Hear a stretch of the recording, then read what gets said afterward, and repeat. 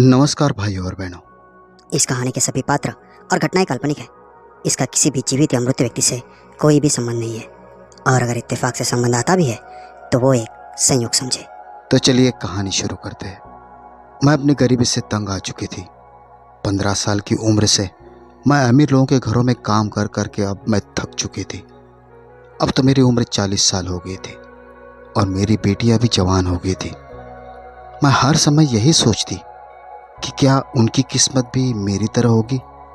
क्या ये भी सारी जिंदगी अमीर लोगों की गुलामी करते करते गुजार देगी। लेकिन मैं ऐसा हरगिज नहीं चाहती थी। मेरे माता पिता ने तो मेरे लिए कुछ भी नहीं किया था, मगर अब मुझे अपनी बेटियों की किस्मत बनानी थी। मैं आज अपने मालिक के घर के फ्रिज की सफाई कर रही थी और उसमें से गला सड़ा खाना निकालते हुए मेरे दिल को बहुत ही तकलीफ हो रही थी। ये खाना जो फ्रिज में पड़े पड़े अब सड़ गया था, अब कूड़ेदान की शोभा बढ़ाने वाला था। और अगर ये इस घर के नौकरों को दे दिया जाता तो कम से कम हम लोग पेट भर के खाना खा लेते। लेकिन ये मालिक लोग फ्रिज में खाना सड़ा देते हैं, लेकिन नौकरों तक को नहीं देते। मैं गुस्से से सोच रही थी कि मुझे अपने मालिकों से बहुत ज़्यादा नफरत थी। ना जाने नफरत ज़्यादा थी या फिर मुझे जलन थी। मैं अक्सर ही सोचा करती थी कि आखिर इन लोगों में ऐसी क्या खास बात है जो भगवान ने इन्हें छप्पर फाड़ कर दौलत दे रखी है। अपने मालकिन को जब जब देखती तो हम पर हुक्म चला रही होती। कभी कभी मैं अपने ख्याल में उसे नौकरानी बना लिया करती थी और उससे घर के सारे काम करवाया करती थी, और ऐसा करके मेरे दिल को बहुत ही सुकून मिला करता था।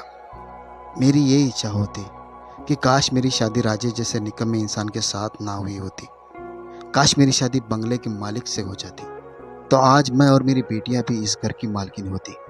मैं काम से फ्री नहीं हुई थी कि तभी मेरी मालकिन शोर मचाते हुए किचन में दाखिल हुई और कहने लगी, तुम सब जल्दी से अपना अपना काम खत्म करो और मेरे पास आओ। हमारे घर खास मेहमान आने वाले हैं, इसलिए कुछ ज़रूरी इंतज़ाम करना है। अपना हुक्म सुनाकर वो चली गई थी, जबकि मेरे साथ की नौकरानियाँ बड़ी तेज़ी से हाथ चलाने लगी थी। वो ये सब मालकिन को खुश करने के लिए कर रही थी। मैं जब ये सब देखती तो मुझे और भी ज़्यादा गुस्सा आने लगता। खैर, आज का पूरा दिन बहुत ही ज़्यादा व्यस्त रहा था। मालकिन ने ढेर तरह के खाने बनवाए थे। मैं ये सोच सोच कर परेशान हो रही थी कि आखिर आज ना जाने घर में कितने मेहमान आने वाले हैं। असल में झटका तो मुझे तब लगा जब मालकिन के सिर्फ 3 ही मेहमान आए थे। इतना सारा खाना सिर्फ 3 मेहमानों के लिए बनाया गया था। अगर ये खाना हम जैसे लोगों के घर में बनता तो गरीब की बेटी की बारात निपट जाती। बाद में मालकिन ने हमें ये बात बताई कि मेरी बेटी निशा के लिए बहुत ही ऊंचे खानदान से रिश्ता आया है और ये सब इंतजाम उसी के लिए किए गए थे। मुझे निशा की किस्मत पर जलन होने लगी थी। क्या किस्मत पाई थी इन लोगों ने? क्या था, निशा अच्छे घर में पैदा हुई थी और फिर अच्छे ही घर में ब्याह कर जा रही थी। मालकिन की बेटी निशा इतनी खूबसूरत भी नहीं थी, बस ये था कि उसमें नखरा बहुत ज़्यादा था और मालिक की जान थी अपनी बेटे में। दोनों पति पत्नी उस पर पूरी दुनिया न्यौछावर कर देने को तैयार रहते थे। बस इसी वजह से वो खुद को कोई परी समझने लगी थी। घर जाकर भी मैं सारा दिन खुद को कोसती रहती थी। मैं अपनी बेटियों को देखते तो निशा से कहीं ज़्यादा खूबसूरत थी। मेरे दिल में ख्याल आया कि काश निशा की जगह मेरी नेहा की शादी वहाँ हो जाए तो हम सब की किस्मत ही बदल जाएगी। नेहा मेरी सबसे कम उम्र बेटी थी और इतनी सुंदर थी कि उस पर कांच की गुड़िया का गुमान होता था।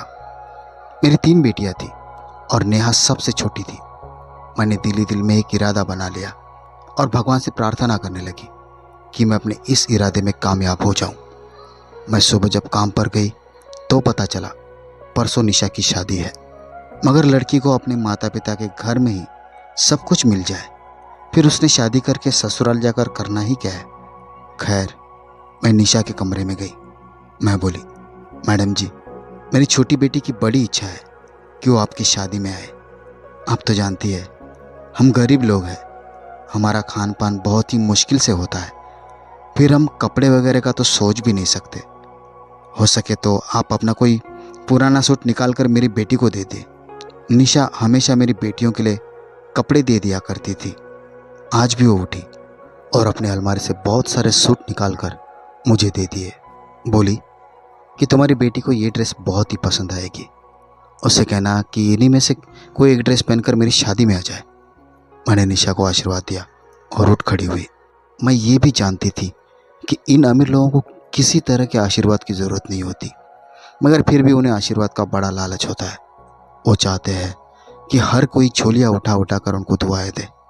खैर, मैं वो कपड़े लेकर घर आ गई। मेरी बेटी अब बहुत खुश हो चुकी थी। मैंने वो सारे कपड़े एक एक करके तीनों बेटियों में बांट दिए। फिर मैंने नेहा को कमरे में बुला लिया। मैं बोली, नेहा, तुम जानती हो ना, तुम अपनी तीनों बहनों में सबसे ज़्यादा सुंदर हो।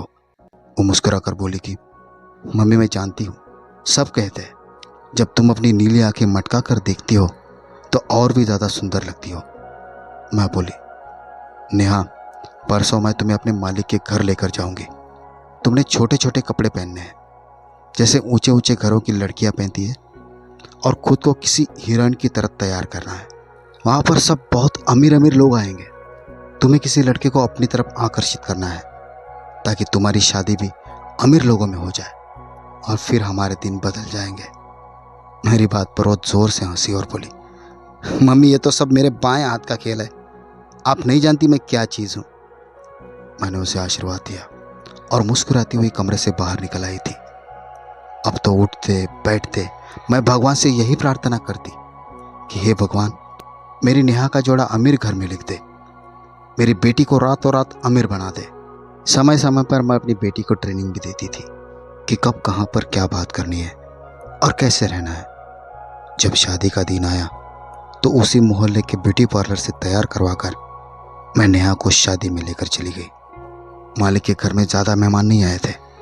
उन्होंने शादी का फंक्शन घर पर ही रखा था। मैंने अपनी बेटी से कह दिया था कि जो लड़का भी तुम्हारे जाल में फंसे उसे फंसा लेना। मैं एक माँ होकर अपनी बेटी को बेशर्मी का पाठ पढ़ा रही थी।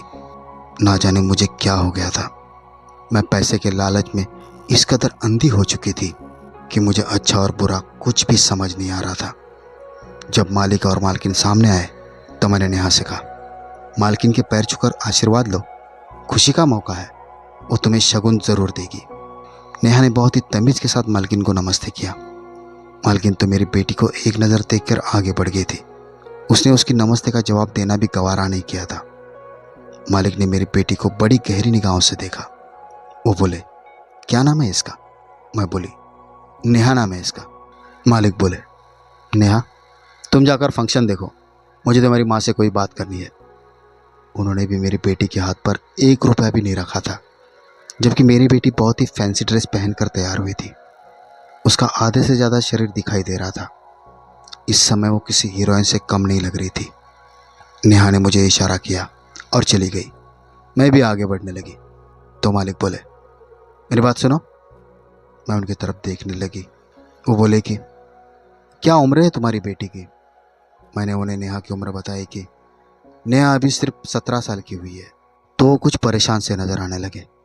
फिर बोले, बहुत कम उम्र है तुम्हारी बेटी की, अभी तो उसकी शादी की भी उम्र नहीं है। शादी की बात सुनकर मेरे कान खड़े हो गए। मैं बोली, क्यों मालिक, क्या हुआ? उसका तो अभी कोई रिश्ता नहीं आया, तो शादी कहाँ से होगी? मालिक होठों ही होठों में मुस्कुराए और अपने दिल पर हाथ रख कर कहा, तुम्हारी बेटी अपने दिल को भा गई है।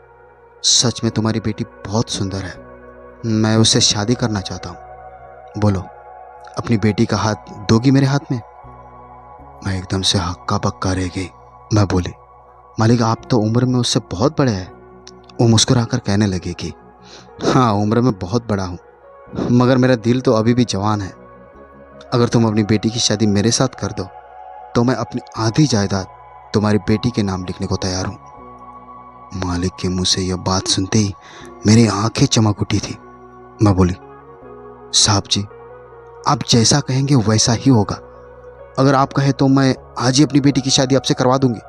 मेरी बात सुनकर मालिक मुस्कुराने लगे। वो बोले, हाँ, तुम्हारा ख्याल तो बहुत अच्छा है।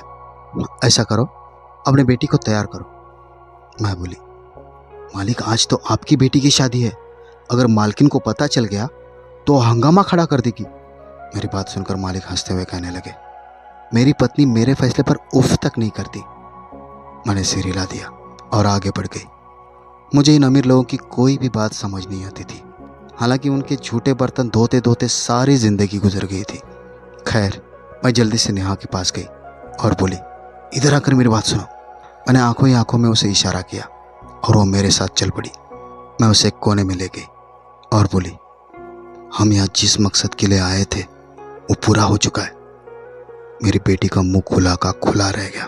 कहने लगी, मम्मी मेरे सिर पर हाथ रखकर कसम खाओ, तुम सच कह रही हो? मैं बोली, एकदम सच कह रही हूँ।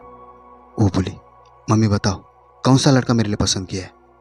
मैं बोली, नेहा तुम मेरे मालिक को बहुत पसंद आ गई हो, वो तुमसे शादी करना चाहते हैं।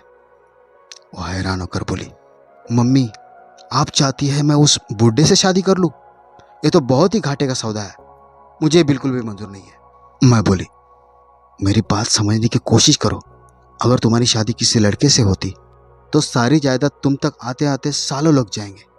जाहिर सी बात है, औलाद के पास तो जायदाद तभी आती है जब उसके माता पिता का देहांत हो जाता है, जबकि यहाँ तो तुम सीधे सीधे हर चीज़ की मालकिन बन जाओगी। मालिक ने पहली नज़र में तुम्हें पसंद कर लिया है। उन्होंने कहा है कि वो शादी में आधी जायदाद तुम्हारे नाम कर देंगे। उनके होते हुए तुम ऐश करोगी और जिस दिन वो भगवान को प्यारे हो जाएंगे तब तुम अपनी पसंद के किसी लड़के से शादी कर लेना। मेरी बात सुनकर मेरी बेटी हंसकर कहने लगी, मम्मी आपको पता है क्या, मैं आपको सारी औलाद में सबसे ज़्यादा प्यारी क्यों हूँ? मैं बोली, क्यों? वो कहने लगी, क्योंकि मैं पूरी की पूरी आप पर गई हूँ। आप में और मुझ में कोई अंतर नहीं है, हम दोनों की सोच बहुत मिलती है। नेहा की बात पर मैं हंस पड़ी थी। मेरी बेटी शादी के लिए राजी हो गई थी।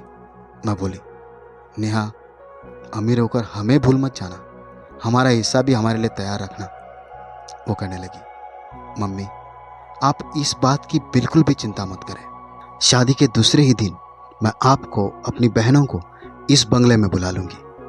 अपने घर जाकर बस अपनी पैकिंग शुरू कर देनी है। हम दोनों माँ बेटी ने सलाह मशवरा कर लिया था। मैंने अपनी हाँ मालिक तक पहुंचा दी थी। उन्होंने झटपटी पंडित की व्यवस्था कर ली थी। फेरों के समय मालिक ने मुझे मेहमानों के लिए जूस लेने के लिए भेज दिया। इस समय मैं ये काम करके अपनी बेइज्जती महसूस कर रही थी। अब तो मैं मालिक की पत्नी की माँ थी, वो मुझे काम क्यों कह रहे थे? खैर मैं जूस लेकर आई तो शादी की सारी रस्में हो चुकी थी। मालिक बोले, अब तुम अपने घर जाओ, तुम्हारी बेटी विदा होकर मेरे घर आ गई है, तुम्हारा काम अब खत्म हो गया है। मैं मुस्कुरा कर बोली, आपका जो हुक्म। ये कहकर मैं वहां से घर आ गई थी, जबकि मेरे होठों पर मुस्कुराहट फैल चुकी थी। मालिक ने मुझे क्या समझ रखा है? बेटी की विदाई के बाद मेरा काम खत्म हो गया? मेरा काम तो अभी शुरू हुआ था। अभी तो मुझे मालिक की पहली पत्नी को तलाक भी दिलवाना था और इस बंगले पर खुद मालकिन बनकर हुक्म चलाना था। खैर मैं वापस लौटी तो शाम हो चुकी थी। मेरा पति भी काम से आ चुका था। वो मेरी तरफ देखकर बोला, नेहा कहाँ है? अब मुझे अपनी खुशी के इजहार का मौका मिला था। मैं खुश होकर बोली कि मैं नेहा को अपनी मालकिन बनाकर आई हूँ। मेरी बात सुनकर मेरे पति हैरान हो गए। बोले, क्या कहा तुमने? मैं कुछ समझा नहीं। मैं हंसी थी। मैं बोली, हाँ मैं जानती हूँ तुम एक नंबर के बुद्धू हो। अगर बुद्धू ना होते तो आज तुम कुछ करने के काबिल होते। खैर मैंने नेहा की शादी अपने मालिक से कर दी है। मालिक ने वादा किया है कि वो अपनी आधी जायदाद नेहा के नाम कर देंगे और तुम सब के लिए ये मैसेज दिया है कि आपने अपने कपड़े पैक कर लो। वो जल्दी ही गाड़ी भिजवाकर हमें उस कोठी में बुला लेगी। मेरा पति गुस्से से चीखने लगा और बोला कि तुम्हारा दिमाग तो ठीक है जाहिल औरत, तुमने पैसों की लालच में मेरी फूल सी बच्ची की शादी एक बूढ़े आदमी से कर दी। मैंने गुस्से से सिर झटका और कहा, बोलते रहो तुम, मुझे तुम्हारी कोई भी परवाह नहीं है। मैं उठी और अपने बेटियों के पास आ गई। मैं बोली कि तुम सबके दिन भी बदलने वाले हैं। नेहा तुम सबका रिश्ता भी अमीर लोगों में करवा देगी। मेरी तीनों बेटियां मुझ पर गई थी। सब की सब चालाक थी। मेरी बात सुनकर वो खुश हो गई। थोड़ी देर बाद आकर मैं अपने बिस्तर पर लेट गई और सोचने लगी कि मैंने कहीं घाटे का सौदा तो नहीं कर दिया। मुझे चाहिए था कि मालिक से कहती कि शादी के बदले मुझे 5 लाख रुपए अभी चाहिए। उनके पास इतना पैसा तो था। ये तो रकम उनके लिए मामूली सी थी। हे भगवान, मैंने फेरों से ठीक पहले पैसे क्यों नहीं मांगे? अब ये सोच सोचकर मैं बेचैन होने लगी। खैर मैंने सोचा कि चलो सुबह जाकर मालिक से पैसे मांगूंगी।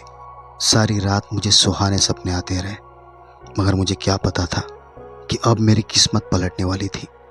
मेरी किस्मत में खुशियाँ नहीं बल्कि सिर्फ पछतावा आने वाला था। मेरी ज़िंदगी से वो जख्म मिलने वाला था जो पूरी ज़िंदगी मुझे दर्द देता। सुबह हुई तो मैंने अपनी बेटियों से कह दिया, तुम अपनी तैयारी पूरी रखना, मैं किसी भी समय तुम लोगों को आकर अपने साथ ले जाऊंगी।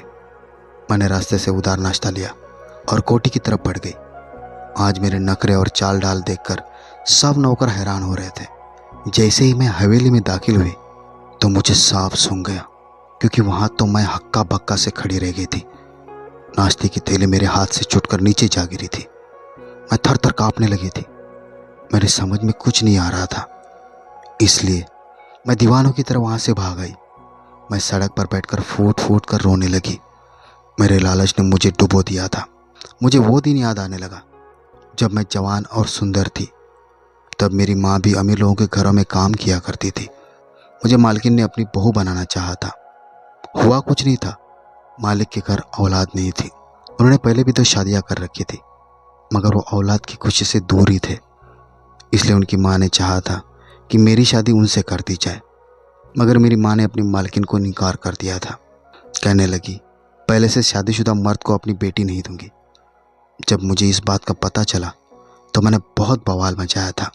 मैं बोली, मम्मी मुझे ये रिश्ता मंजूर है, आप मेरी शादी अपने मालिक से करवा दें। मगर मेरी माँ ने मेरी एक नहीं सुनी थी और मेरी शादी एक गरीब राजेश नाम के लड़के से कर दी। उनके साथ शादी करके मेरे नसीब भी मेरे माँ के जैसे ही हो गए थे। मुझे भी लोगों के घरों में काम करने के लिए जाना पड़ता था। खैर, मैंने अपने बच्चों के लिए बहुत ही अच्छा सोचा था, मगर जो हुआ था वो नहीं होना चाहिए था। मेरे अंदर गुस्सा बढ़ने लगा। रह रहकर मेरी आंखों के सामने हवेली का वो मंजर घूम रहा था जब मैं नाश्ते की थैली लेकर अंदर हवेली में दाखिल हुई थी। लेकिन वहाँ तो मालिक, मालकिन और उनकी बेटी निशा नाश्ते की टेबल पर बैठे नाश्ता कर रहे थे। लग ही नहीं रहा था कि रात को इन्होंने निशा की शादी की है, और साथ ही साथ मालिक ने अपनी भी शादी की है। निशा तो घरेलू कपड़ों में आराम से बैठी नाश्ता कर रही थी, मगर ये तीनों सामने बैठे हुए थे।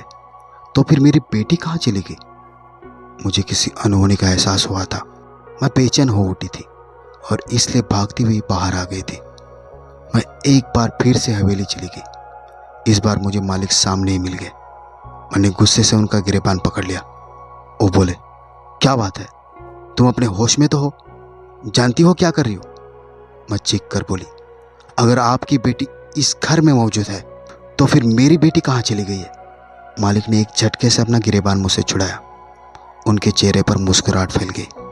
वो बोले, चलो मैं तुम्हें पूरी कहानी सुनाता हूँ। दरअसल हुआ कुछ यूँ, इस दुनिया में मेरी एक ही बेटी है, निशा।